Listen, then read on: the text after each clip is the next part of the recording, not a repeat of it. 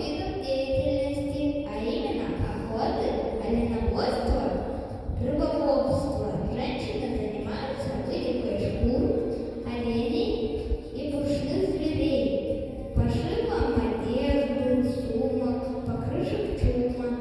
Северные моря издавна славились изобилием рыбы.